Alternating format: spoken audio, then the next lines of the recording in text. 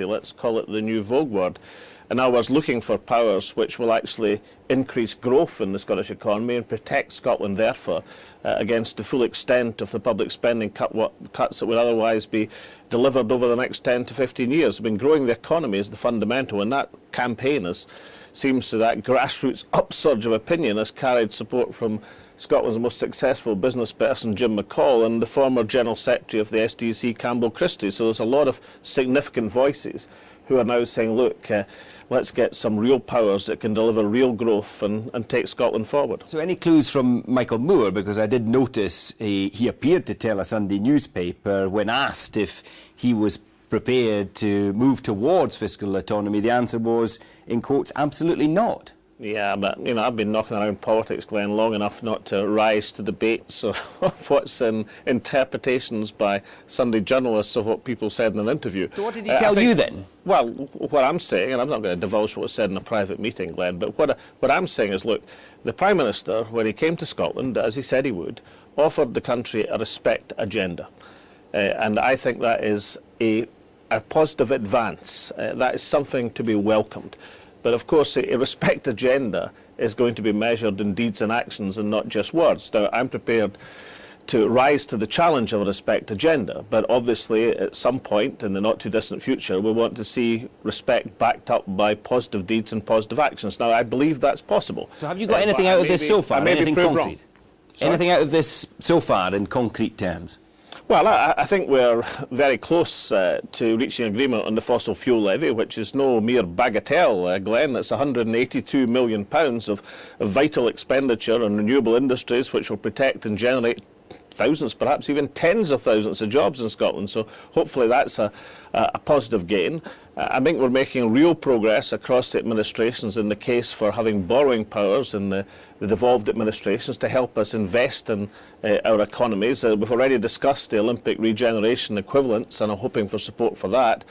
And the only one of the four key areas that I identified that looks less than promising is the capital acceleration. That seems to amount to some progress. But you're quite right to say, of course, the real key to this is whether or not we're going to have the power and ability within the Scottish Parliament and the Scottish Government in order to regenerate the economy, to generate economic growth, and to provide a more hopeful perspective on the economy than what would otherwise face us of 10 years of pressure on public spending with all its consequences. But to be clear, you don't believe the door's closed in that? You don't believe that the answer is absolutely not?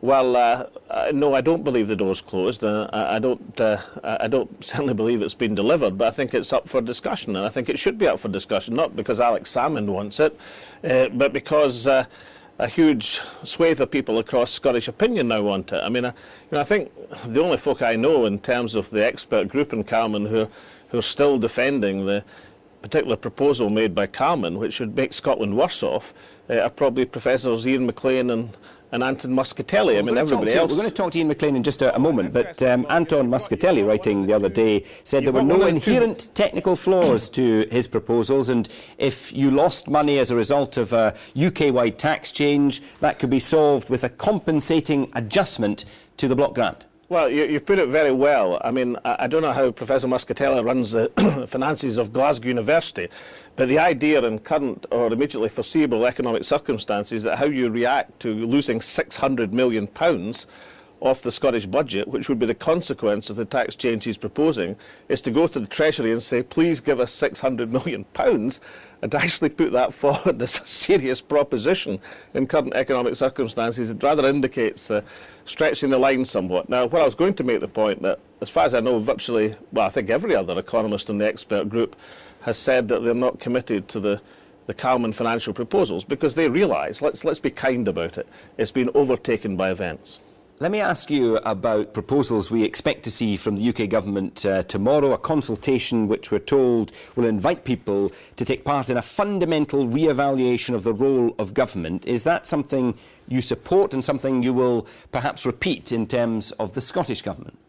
Well, of course, we've had a bigger atmosphere of consultation in Scotland, and the Prime Minister, in terms of his respect agenda, when he met me in Edinburgh, was kind enough to say that many of the things they they have in mind for consulting on at UK level are actually already in practice in the Scottish Parliament. I mean, that's not a what's like us point. It's just that if you've got a proportional Parliament with a powerful committee system which can tolerate and withstand and even be successful, a range of administrations from coalition to minority government, then we've probably done a few things in Scotland over the last 10 years that might provide some food for thought for even the mother of parliaments down here in Westminster.